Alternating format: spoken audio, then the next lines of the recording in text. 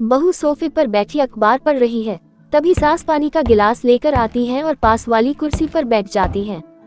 बहू, तुम्हें किताब पढ़ने का शौक है क्या? मैंने देखा तुम अक्सर कुछ ना कुछ पढ़ती ही रहती हो। जी माँ जी, मुझे पढ़ना बहुत पसंद है। खासकर नई नई चीजों के बारे में जानना बहुत ज्यादा अच्छा लगता है मुझे तो। बहुत अच्छी बात है बेटा। मुझे भी कभी कभी पुरानी कहानियां पढ़ना बहुत पसंद है।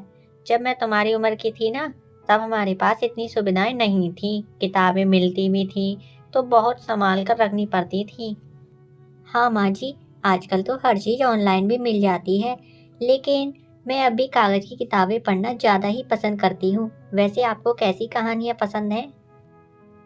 मुझे पौराणिक कथाएं और जीवन में जुड़ी कहानियां बहुत ज्यादा अच्छी लगती हैं बेटा।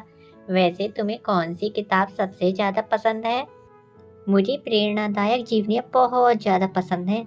हाल ही में मैंने कल्पना चावला पर एक किताब पढ़ी थी, बहुत प्रेरणादायक थी माँ जी।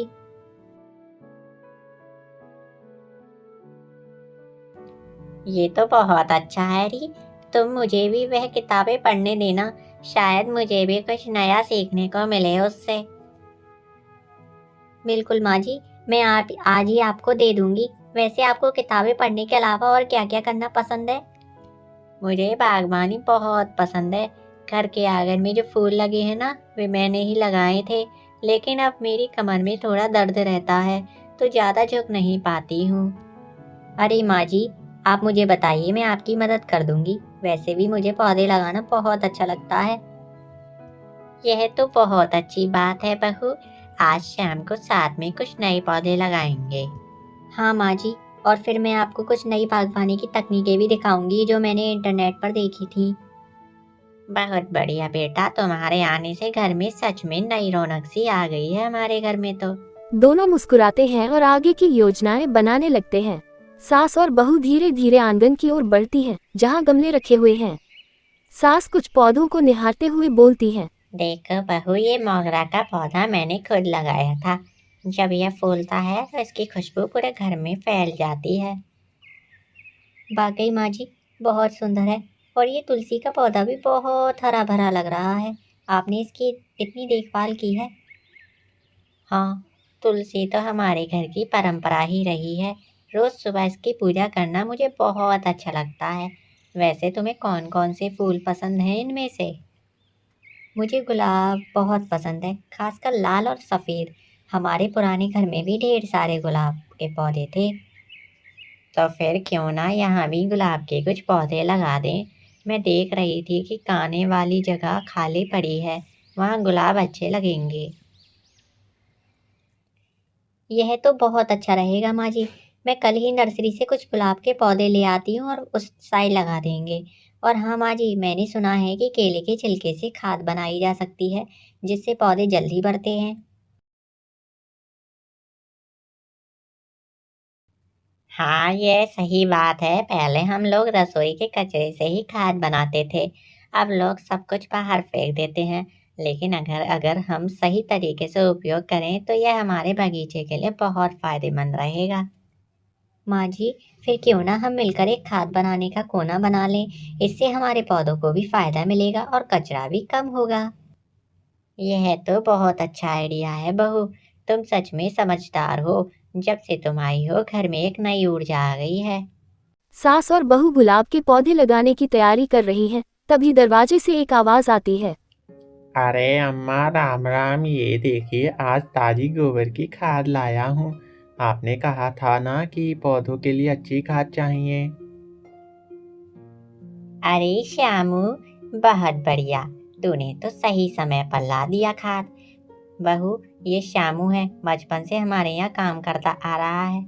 अब तो यह घर का ही एक हिस्सा बन गया है। नमस्ते भैया श्यामू जी। माँ जी आपकी बहुत तारीफ करती हैं। अरे बहू जी, अम्मा तो बस यूं ही कहती हैं, लेकिन अब तो आपके आने से घर और भी अच्छा लगने लगा है। अम्मा पहले अकेले बगीचे की देखभाल करती थी, अब आपको साथी मिल गया है। हाँ हाँ, अब आप बगीचे की जिम्मेदारी मैंने और बहू ने मिलकर ले ली है। वैसे श्यामू, तू क्या कह रहा था उस नए नर्सरी वाले के बारे में? अम्मा, जो नई नर्सरी खुली है, वहाँ बहुत बढ़िया विदेशी फूल और फलदार पौधे मिल रहे हैं। अगर आप कहें तो मैं वहाँ से कुछ बढ़िया पौधे ले आऊँ आपके लिए। माँ जी, ये तो बहुत ज़्यादा अच्छा है। हम कुछ खास पौधे लगाते हैं जो हमारे बगीचे को और भी खूबसूरत बना दें।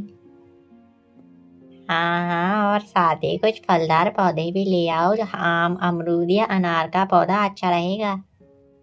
बिल्कुल अम्मा, मैं कल ही लेकर आ जाऊँगा। और हाँ बहू जी, आपको पता है अम्मा पहले खुद पेड़ पर चढ़कर फल तोड़ती थी। सच में माँ जी, आप तो बहुत हिम्मती रह गई हैं। अरे हाँ, तब शरीर भी फुर्तीला था और मन में भी जोश था। अब तो बस तुम सबके साथ वक्त बिताने में ही खुशी मिलती है मुझे। अम्मा, आप चिंता मत करो, अब तो बहू जी हैं, ये सब संभाल लेंगी। हाँ माँ जी, अब हम दोनों मिलकर बगीचे की और भी सुंदर बना देंगे खूबसूरती को। बहू और श्यामू बगीचे में पौधों की देखभाल कर रहे हैं। अचानक बाहर गेट पर साइकिल रुकने की आवाज आती है। एक युवक बैग टांगे अंदर आता है। वह उत्साहित और हल्का थका हुआ दिखता है। माँ, मैं आ गया। अरे रवि बेटा, तू अचानक कैसे आ गया? तूने तो कहा था कि अगली छुट्टियों में आएगा। अरे दीदी जी के छोटे भाई, कैसे हो रवि? और रवि भैया, शहर से गांव कैसे आना हुआ तुम्हारा? बस माँ, बहुत दिनों से घर की याद आ रही थी। और बहन जी आप भी हैं तो अब और अच्छा लगेगा यहाँ आकर। लेकिन एक और बड़ी खबर है। क्या हुआ बेटा, सब ठीक तो है ना? माँ, मुझे मेरी पहली नौकरी लग गई है। सच? अरे वाह, बहुत खुशी की बात है ये तो। मेरा बेटा बड़ा हो गया है इसका मतलब। बहुत बहुत बधाई हो रवि, ये तो सच में बहुत बड़ी खुशी है। अरे वाह भैया, अब तो गांव में मिठाई बटेगी फिर तो। बिल्कुल, आज शाम को सबके लिए मिठाई लेके आऊँगा मैं। लेकिन माँ, अब मैं चाहता हूँ कि आप आराम करें और मैं कुछ आपके लिए करूँ। अरे मैं तो अब भी पूरी तरह एक्टिव हूँ। पर हाँ, तेरा यहाँ आना और खुशखबरी देना घर का माहौल और अच्छा बना देगा। और बहन जी, अब आप भी मुझे कुछ सलाह दीजिए कि आगे और क्या करना चाहिए। क्यों नहीं, लेकिन पहले तुम नहा कर आओ, फिर हम सब मिलकर बैठते हैं और इस खुशी को अच्छे से सेलिब्रेट करते हैं। सब मुस्कुराते हैं और कहानी में एक नई ऊर्जा आ जाती है। घर में अब जश्न का माहौल बनने लगता है। बगीचे से वापस आकर सब बैठक में बैठते हैं। वाह भाभी, आपकी चाय की खुशबू तो बाहर तक आ रही थी। हाँ, इतनी बड़ी खुशखबरी आई है तो सोचा कि सबके लिए कुछ खास बना दूं। अच्छा बेटा, अब बता कि नौकरी कहाँ लगी है और तुझे करना क्या होगा इसमें? माँ, मुझे कंपनी में मार्केटिंग मैनेजर की पोस्ट मिली है। लेकिन इसके लिए मुझे अगले ही हफ्ते मुंबई भी जाना होगा। मुंबई? अरे भैया, इतनी दूर फिर गांव में कौन आएगा? हाँ बेटा, यह तो बहुत बड़ी बात है। लेकिन तू इतना दूर चला जाएगा फिर कब आएगा? माँ, मैं जहाँ भी रहूँगा हर दिन कॉल करूँगा। और मैं आपको अपने साथ रखने की भी सोच ही रहा हूँ। अरे मैं यहाँ ठीक हूँ बेटा। मुझे अपना घर, बगीचा और यह गांव बहुत पसंद है। रवि, यह बहुत बड़ी उपलब्धि है। लेकिन माँ की चिंता भी सही है। गांव और शहर की जिंदगी में बहुत फर्क होता है। हाँ भाभी, मुझे पता है। इसीलिए मैं चाहता हूँ कि माँ कम से कम कुछ दिनों के लिए मेरे साथ चलें ताकि उन्हें भी देख सकूँ मैं। भैया, मैं कहूँ तो अम्मा को ज़्यादा चिंता मत करने दो। जहाँ आप भी रहोगे, उनका आशीर्वाद हमेशा आपके साथ ही रहेगा। देख बहू, मेरे दोनों बच्चे कितने समझदार हो गए हैं। एक घर को संभाल रही है और दूसरा अपनी नई दुनिया बसाने जा रहा है। माँ जी, हम सब मिलकर इस पल को खास बनाएंगे। आज शाम को हम मंदिर जाकर प्रसाद चढ़ाएंगे और रवि की नई शुरुआत का जश्न मनाएंगे। यह तो बहुत बढ़िया आइडिया है। और हाँ, गांव के बच्चों के लिए मैं कुछ किताबें भी लाया हूँ। मैं चाहता हूँ कि वे भी आगे बढ़ें और कुछ अच्छा करें।